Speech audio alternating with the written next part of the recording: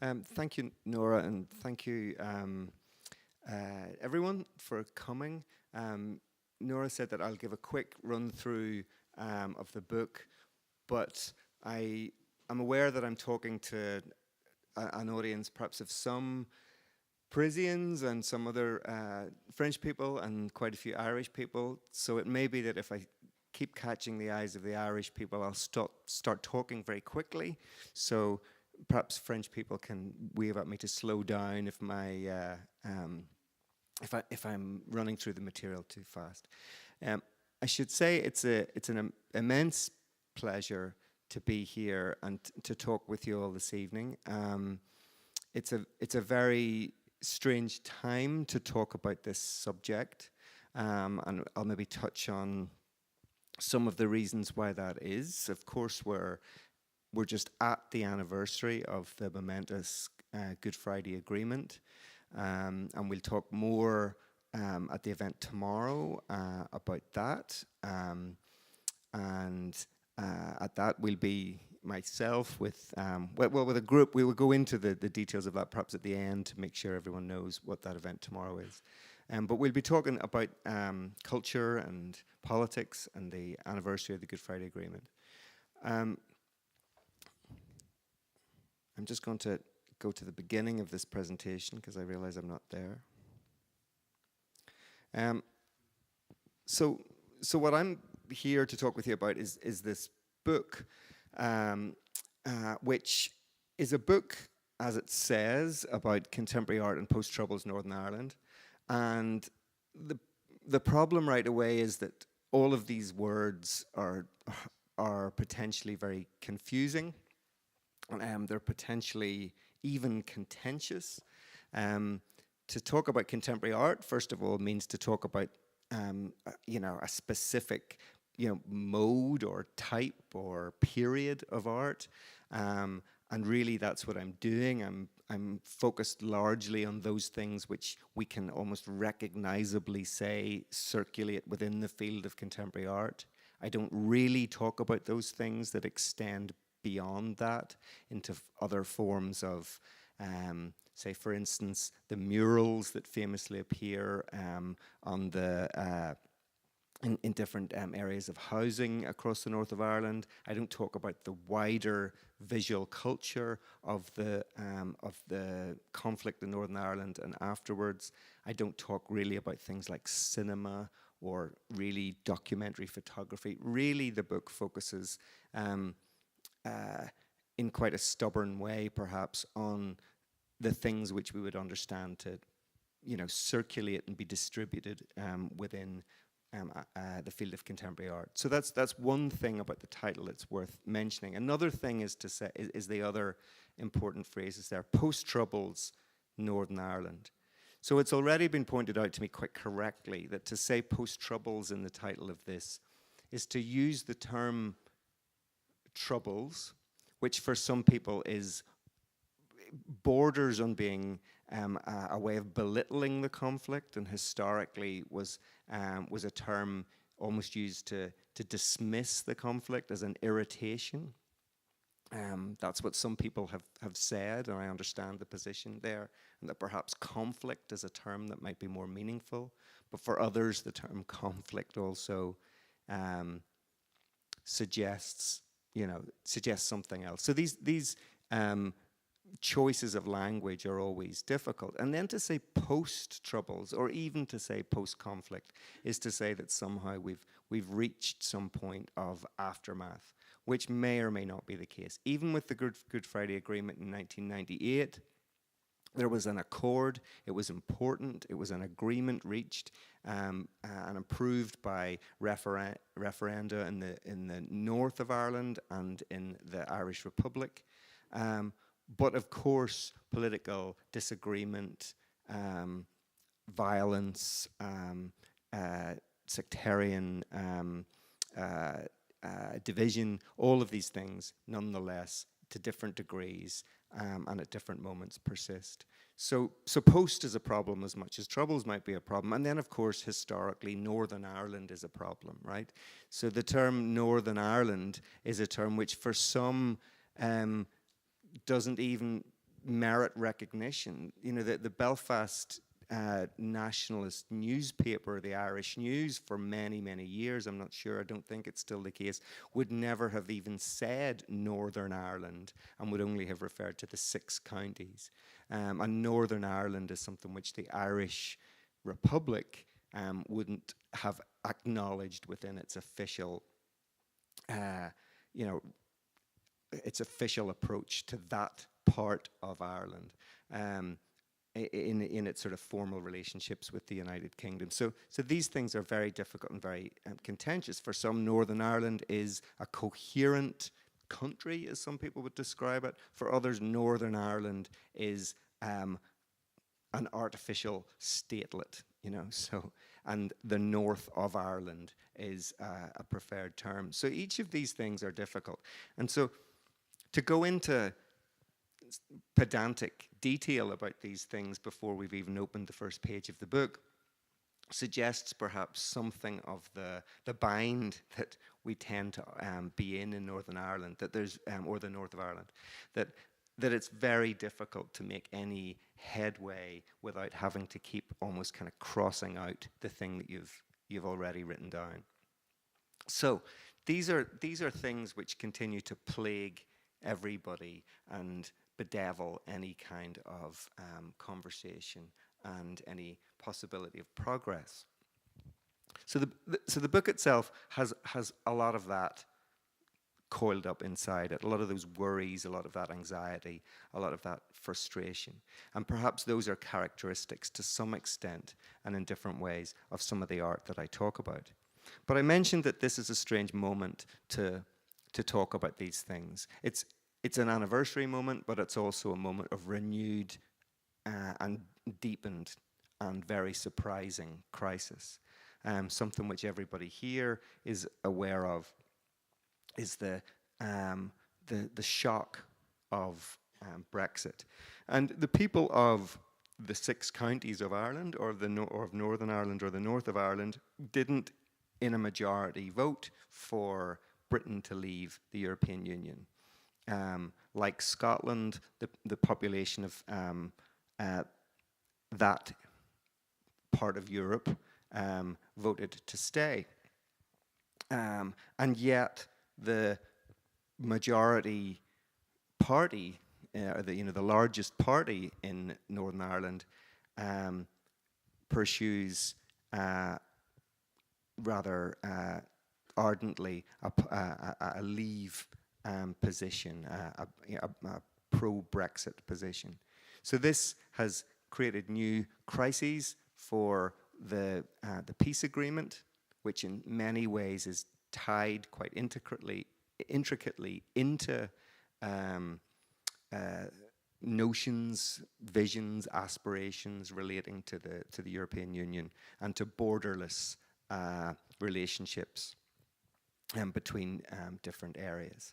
So these things are difficult, and what perhaps doesn't get recognized, particularly on the Eurosceptic right wing of the British Conservative Party, who have created this mess, is, and perhaps most of all among a younger generation of British Conservative politicians, is how severe and how drastic things were for many years. So there is, for some of you who haven't seen it before, a snapshot of something like a typical border checkpoint that would have been encountered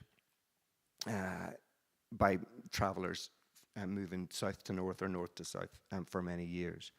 So these things are part of our conversation and part of the difficulty right now. And the book appears at that moment. It doesn't address that phenomenon except in the sort of panic-written acknowledgements where there's a note to say, "Good God, what's just happened?" But the book really kind of comes up to the period before that, perhaps, where there was a kind of optimism. And really the book starts here. The book starts its look back, really, in 2013, where with the city I'm just going to put my watch in front of me. Where the city of Derry called officially during this particular year of festivities Derry Londonderry, because as many of you will know, and as some of you may not know, Derry is a city with two names. It's a city in which the nationalist population refers to it as Derry, the Unionist Protestant population refers to it as Londonderry. And that city in 2013 was celebrating its year as the first ever UK City of Culture, an award which had been given to that city some years earlier, to be a city promoting, culturally, progressive, exciting, involving activities, and they were given, a good amount of investment to pursue that.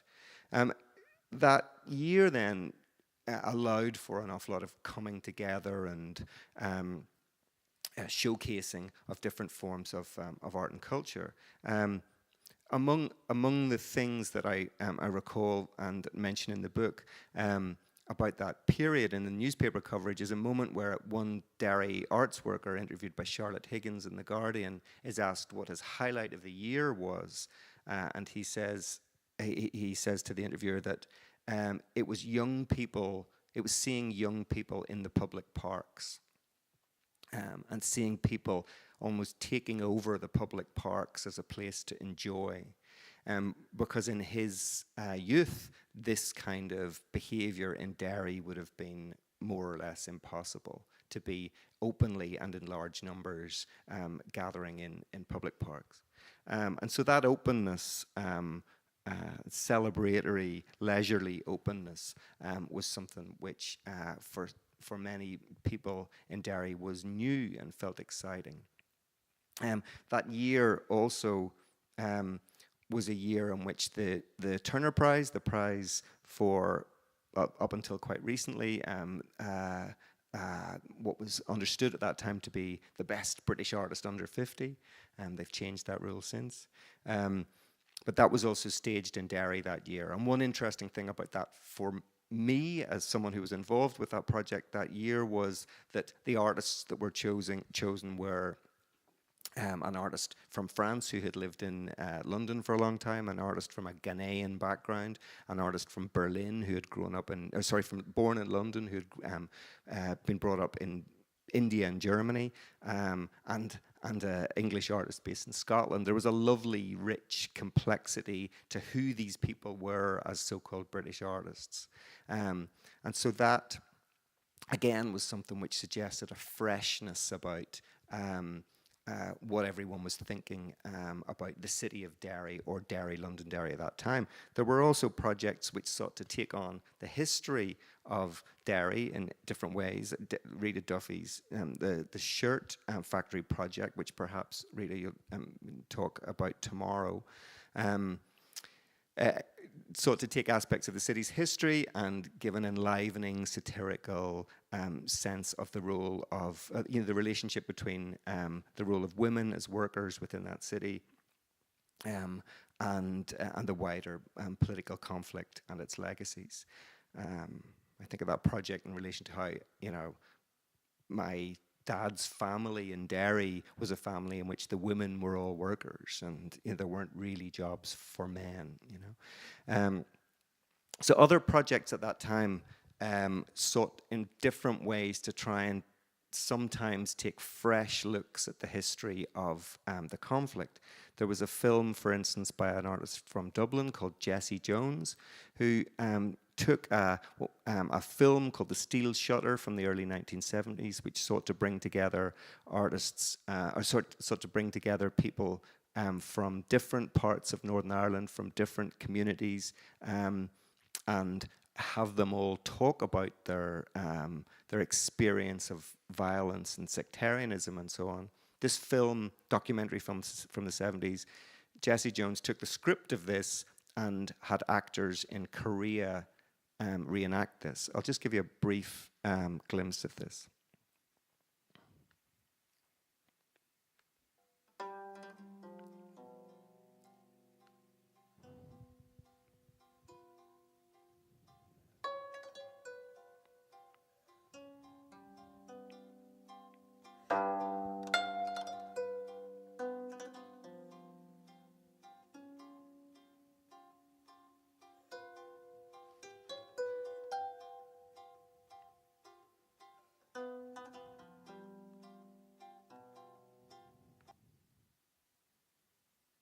So I'm jumping on a little here. 세 아이의 엄마 패기는 로마 가톨릭 교도이다.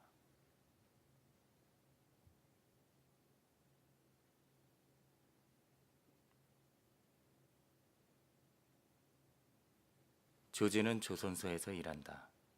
개신교를 믿는 노동자이다. 조지나, 남편과 사별하고 아이 셋을 키우고 있다. 개신교를 믿는 노동자 계급이다. 제가 여기 이렇게 여러분들 앞에 있지만 사실 저는 북아일랜드에서 어떤 일이 벌어졌는지 잘 모릅니다.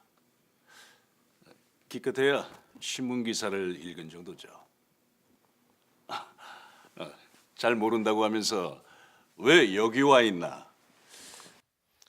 So I'm just giving you a sense of the strangeness of this, where Jesse's film was a new way, I suppose, of presenting this material, these kinds of conversations, these ideas, involving people, many of whom would be well known, say, in soap operas in Korea. So in Korea, it became something peculiar in one respect, and in Ireland it became defamiliarizing in another way. So the City of Culture Year had projects like that. It also had work by the Spanish Mexican artist Santiago Sierra, who made work with ex-combatants from the conflict. I won't go into any detail there. And also, importantly, it had a significant survey exhibition by the Derry artist Willie Doherty. And one of the things that work like Rita's or Jesse's or Willie Doherty's work was doing to some extent was, on the one hand, taking a fresh look at this material, but on the other hand, also seriously looking at the depth of the damage done by the long years of conflict. And Willie Doherty during that year debuted a film called Remains, which in the celebratory context of the City of Culture celebrations and City of Culture programme was one which returned thought and attention squarely to the ongoing difficulties, concentrating on the phenomenon of punishment attacks which happen within communities where there are ex-paramilitaries in control of the sort of, claiming a kind of control over the security of those neighborhoods. In one of the, this film tells 3 stories of different generations of punishment attacks. And among these stories are one incident where a young man is told to bring or a man is told to bring his son to be shot. And if the son is brought, he'll be shot in one way, hurting him, causing, significant damage to his legs. But if the son isn't brought by the father, then the son will be murdered. So there's an almost biblical or mythical dimension to the plight of the father in this situation. But I'll give you a sense of the way in which Willie Doherty told these various stories in a way which shows us very little, which doesn't allow us necessarily to engage fully with these memories or these leftovers of this conflict, but which nonetheless brings us to some extent into that world. I suppose I'm just giving you a flavor of what these films are like. It's quite hard, I suppose, to give you a fuller sense if you haven't seen them already. Okay, so those moments from Derry 2013 are really the moments from which the book looks back.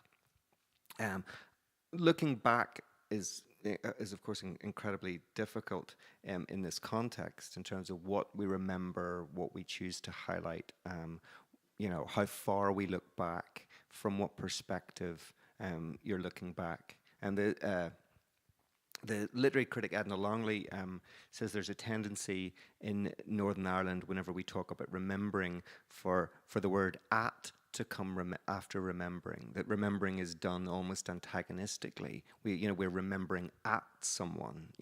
That there's always a sense in which memories are raised to say you don't understand my position, rather than I would like to understand your position. But so the book nonetheless begins from this point of looking back, but looking back perhaps to 1998. And when I was thinking about presenting this evening, I thought, well, okay, I'm not sure how many people here will be all that aware of the history of the conflict or the Troubles. So I thought I'd put down a few things, a few points to maybe single out about how that story is told. So that's a completely impossible process. So what happened is I ended up with pages and pages and pages here, which are narrowed down, and I'm not going to read through these. But I ended up, of course, going back to the 17th century. And there are moments where you can go, okay, this happened, and this happened, and this is important, and this is important. And for various people, some of these moments are going to be more important than other moments.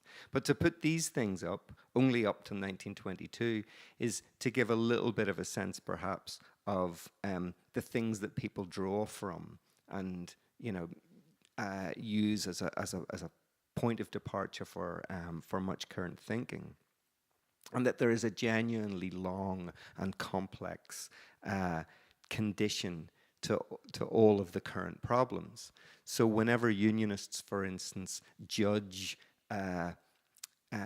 Republicans or nationalists with suspicion, many would argue that today is not because of the current nature of the way in which political parties are made up with certain individuals. It's because for some, the plantation of Ireland by Britain was done out of a desire to sort of, come plant the land, fend off the rebellious Irish, that sort of thing. So those things are so deeply ingrained in the sensibility for some that that everything continues back from those moments. But so I had scribbled down these things. And then I scribbled down these things, so 1920s to 1960s, where nothing really much is supposed to have happened in lots of ways. But in fact, what you had was, a period where, let's say, between the 20s and the 1960s, there was only 3, I think, different prime ministers in Northern Ireland itself, because there was such a continuous one-party state where people served in power for years and years and years. But into the 1960s, of course, was when the period when the convulsions of the modern Troubles fully began. And again, there's an awful lot of ongoing debate about roads taken and roads not taken at that time. And these are things which remain fascinating to artists. I'm obviously not going to read all this out, but some of you are going to be, I know, picking certain bits and go, that was the really important thing. And somebody else go, no, that was the really important thing. But there's also, when we look back, so much to be horrified by and brokenhearted by and confused by about different things that happened, the extent and extremity of some of the attacks and killings that took place. And things which have taken decades to be acknowledged. The very slow process, for instance, around the Bloody Sunday killings in 1972, where 13 people were shot, but a 14th dies later. 13 people were killed, but a 14th dies later. Or a Bloody Friday in 1972 also, where 22 bombs are set off in the city of Belfast. So these things remain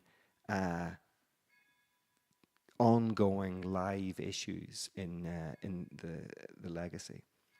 One of the things to bear in mind here, of course, is that there's been no official process of truth and reconciliation, of a process by which we might have truth recovery about these years of conflict.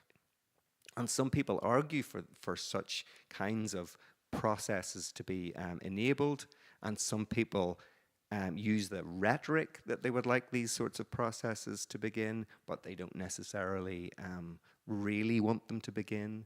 There is so much tangled up in the idea of revealing the truth that for many people it's just much too risky.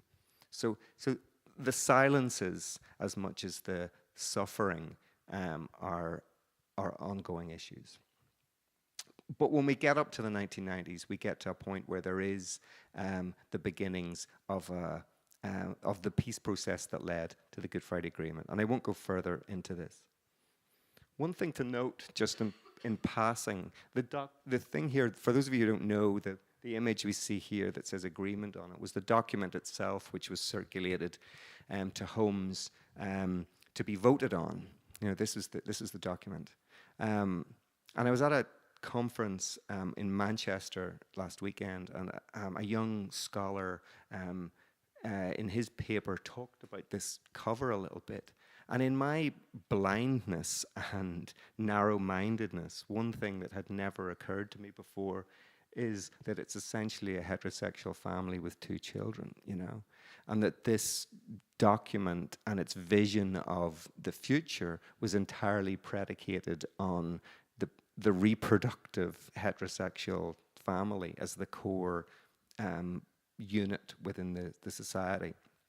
And to mention that is to partly also acknowledge the ways in which so much of the discussion that we have and continue to have about the North centers around 2 divided communities rather than a much more richly complex, plural notion of what society might be or how identity might be articulated and so on. But the agreement in 1998 was a moment of potential momentum and potential transformation. It led to the setting up of a devolved assembly, and it, almost like my own attempt to read my way through the title of my own book, it faltered and tracked back and broke down and never, it took a long time to progress to anything vaguely stable. And then, sometime after a kind of stability had been achieved, it all broke down again. So there were incredible highs and then enduring frustrations in this process. So, how am I doing for time? Nora, do you know, did I? We're okay, okay. So the agreement itself then, and you know, there are other artists in the room here who can perhaps say more about this tomorrow or afterwards in discussion. But it was a moment of promise and also a strange, ambiguous predicament. This agreement, the Good Friday Agreement, managed to do a very complicated, interesting thing, where it managed to convince one side of the argument, or one side of the negotiating table, that a set of things were possible and that a certain set of beliefs could be acknowledged, and it convinced the other side in some ways of the same thing. So it argued that the principle of consent, that the people of Northern Ireland had to be locked into the agreement, that those people would only ever have to give their approval to any change in the status of Northern Ireland. But it also built into the agreement the idea that the people of Ireland could determine their future, which was something which to some degree satisfied the other side.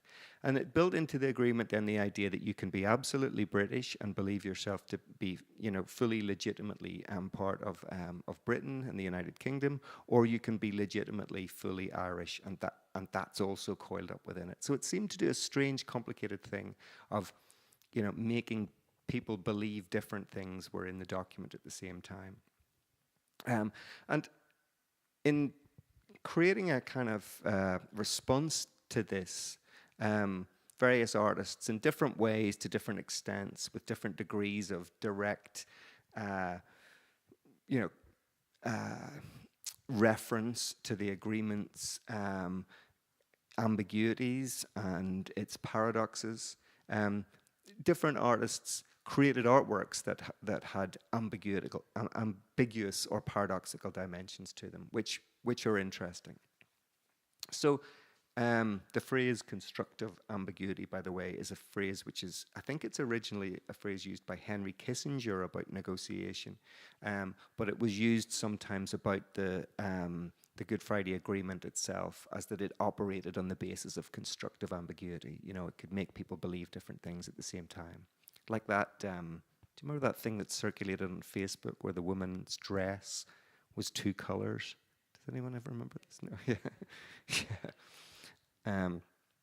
But certain artists, such as the artist Shane Cullen, responded to the Good Friday Agreement itself with particular, direct kinds of responses.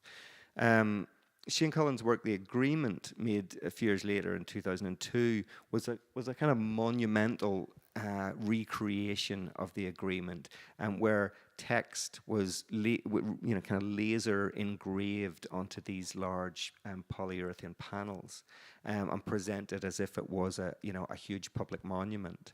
But it's a kind of a mock-up of a monument. This is not stone. This is a lighter material. It's almost like a theater set.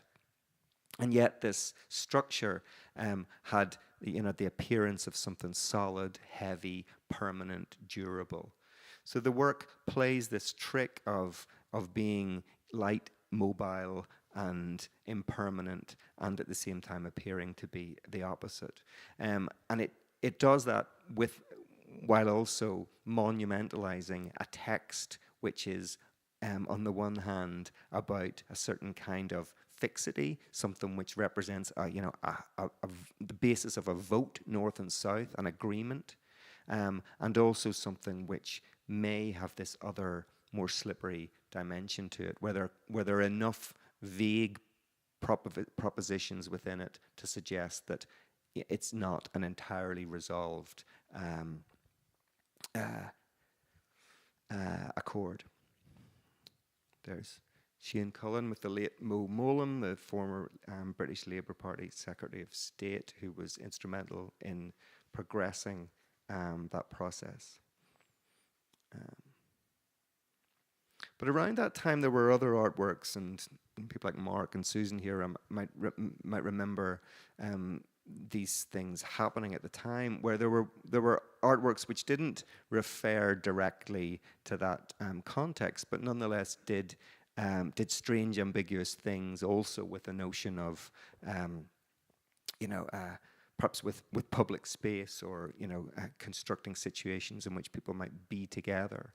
As part of a group exhibition project called Resonate, a series of 8 public interventions across the city of Belfast in 1998, and the artist Susan Phillips presented a very simple little insertion into a public space called Filter, in which, through the public address system of a bus station in Belfast, she sang a cappella a number of reasonably popular tunes, among them Airbag by Radiohead.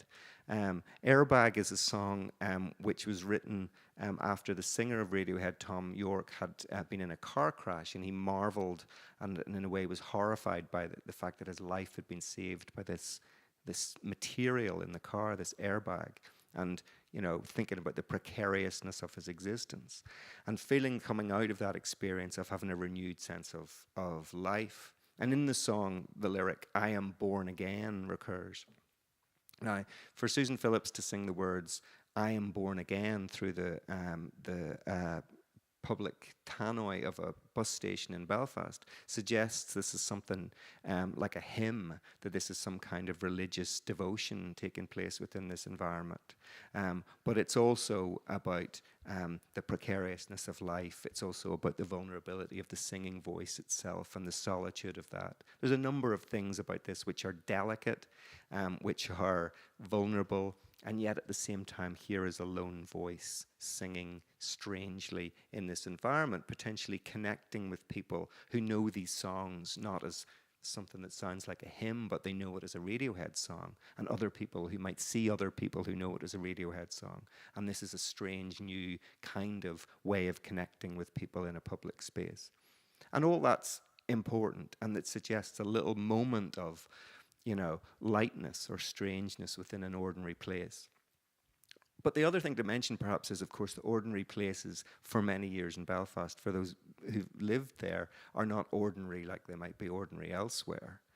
And that bus stations even are not innocuous places in somewhere like Belfast. They're places where over the years they've been places of risk or of horror even. In 1993, for instance, in the town of Maherafelt, the IRA blew up a bus station there. That's memorialised in a Seamus Heaney poem called Two Lorries, for instance. And even earlier that year, earlier this year of 1998, the year of the Good Friday Agreement, which happened in April, in August of that year, there was a bomb in the town of Omagh, which was one of the absolute worst atrocities of the entire Troubles years. And it didn't happen in a bus station, but it happened in a city centre and a town centre. And if anyone reads the account of that, which is in an important kind of history of the Troubles called Making Sense of the Troubles by David McKittrick and David McVeigh, one of the things that they point to is the importance of the role of the bus workers in ferrying bodies to hospitals from the bus station, you know. So again, the sense of this place, of these places, is not of just a banal environment that people might pass through. Now, not much of this, I imagine, was necessarily programmed into what Susan Phillips was doing here. But nonetheless, a lot of this, and artists from Belfast or from other parts of the north will no doubt be able to talk about this, a lot of this is always there, you know. A lot of this is always there as part of what and where you work out of.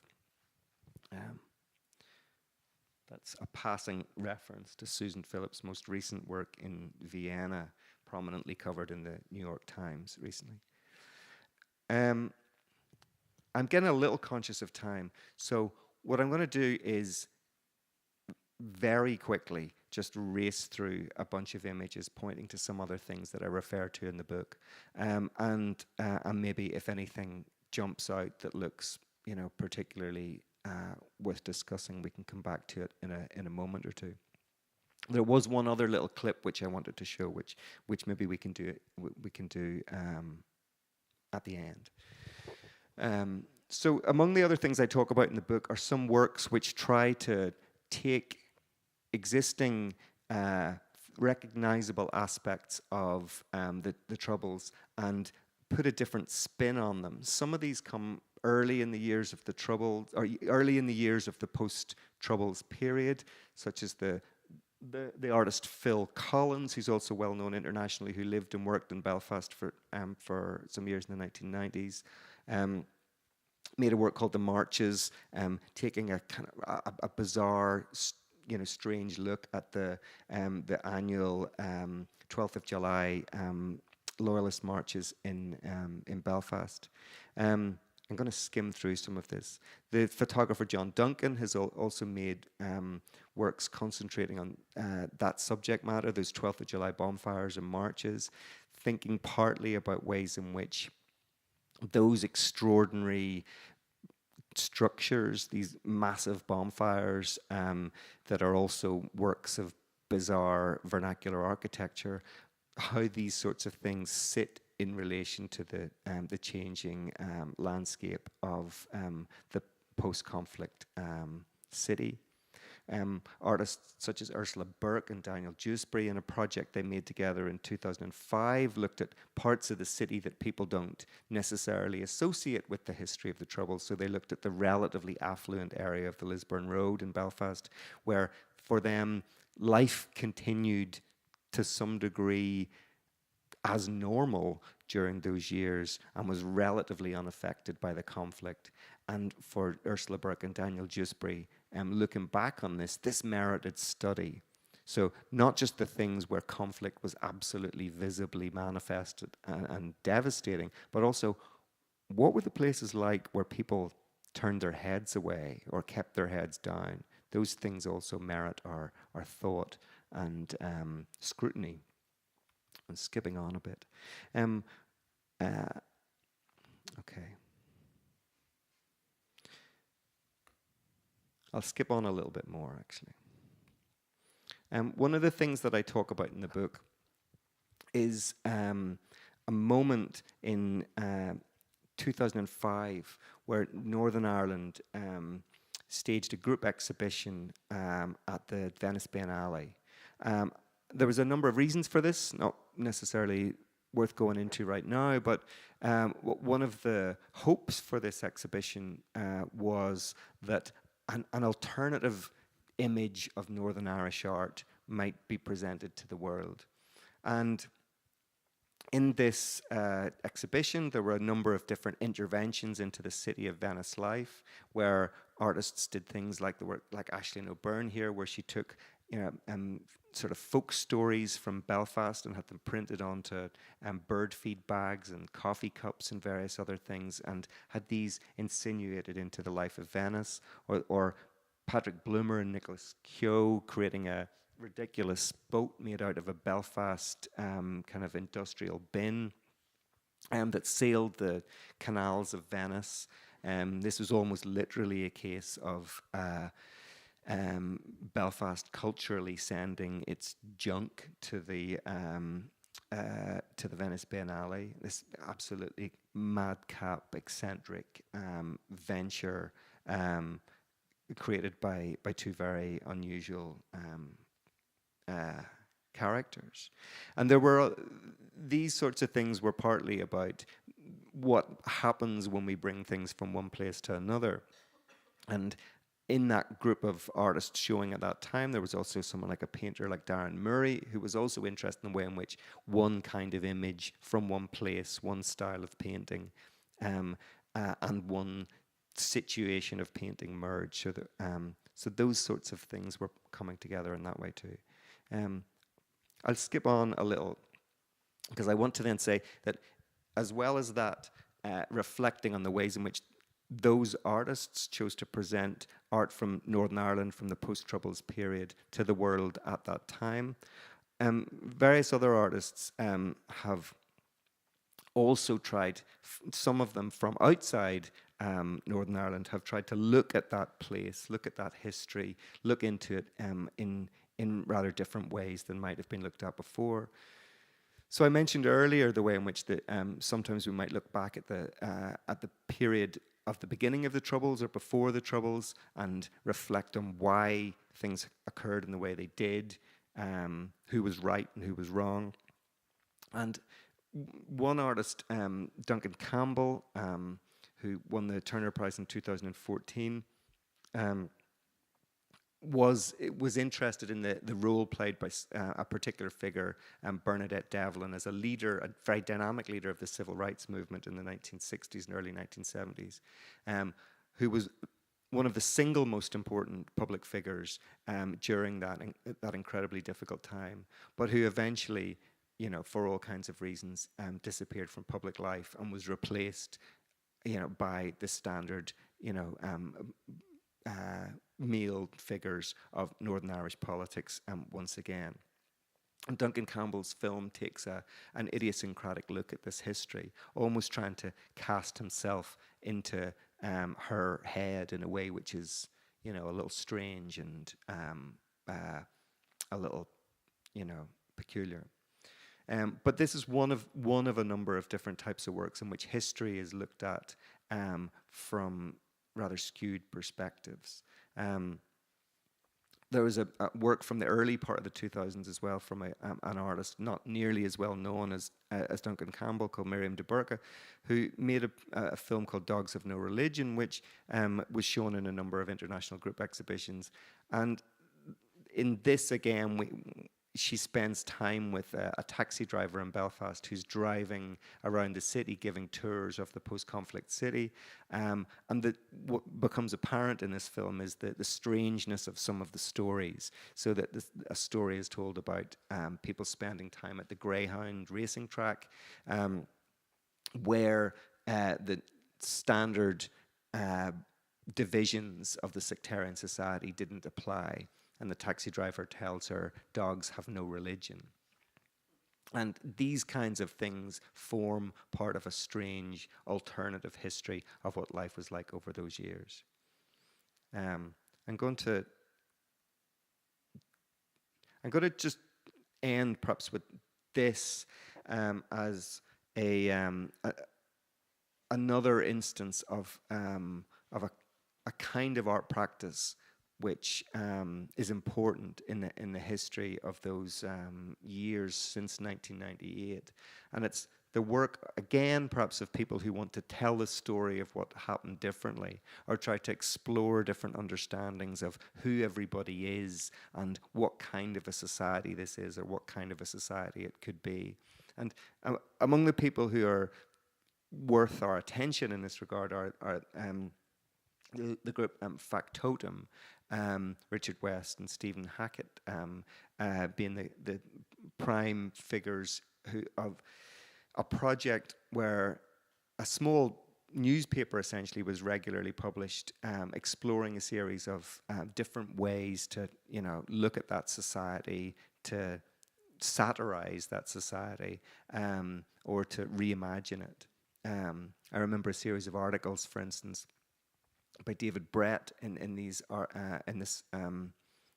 publication, where he talked about things like an alternative history of the north of Ireland understood in terms of hotel building, right? And he tells a story about how, for instance, lots of hotels start to get built in Northern Ireland in the 1990s. And it's not the case that they get built because of the peace process. He argues, could we say that the peace process happens because all the hotels are being built? That enough money has been put into hotel building, that there's too much at stake in this for the society to be at war with itself. And he says in the article, we often think of the peace process and its relationship to the economy in one way, but what if it's the other way around? And the whole ethos in some ways of this publication, The Vacuum, might be, what if it's the other way around? So there's a kind of, subversive and perverse thought process which goes through this extraordinary set of things. Now, one of the things they did, as you can see here from these two issues, was to provocatively do an issue on the theme of God and an issue of the theme of Satan. And this caused Belfast City Council, particularly the Satan issue, to demand from them an apology for this eventually. And they then did apologize by staging a sorry festival where they went around begging the forgiveness of the public and driving around buses saying sorry very loudly, creating exhibitions on the theme of sorriness. A great, incredible, glorious, sarcastic sorry. But anyway, I'm ending here because maybe I don't want to take up all the time for questions and so on. But there's so much I've left out, like that list of potential things that we believe to be important from the history. There are so many individuals and artworks and moments and institutions and art projects that merit attention. In this book, I take a thread through a number of them and look at works that in some instances have a particular kind of vulnerability or anxiety about what they even are as artworks. There's a Greek poet, George Safari, has a line about poetry being strong enough to help. A lot of the work I talk about in the book, I'm not sure it believes it's strong enough to help. It's often maybe trying nonetheless, looking for ways to do something or think something differently, but it isn't necessarily always, confident or dogmatic about what it is or what it can do in these very, difficult, anxious, strange times.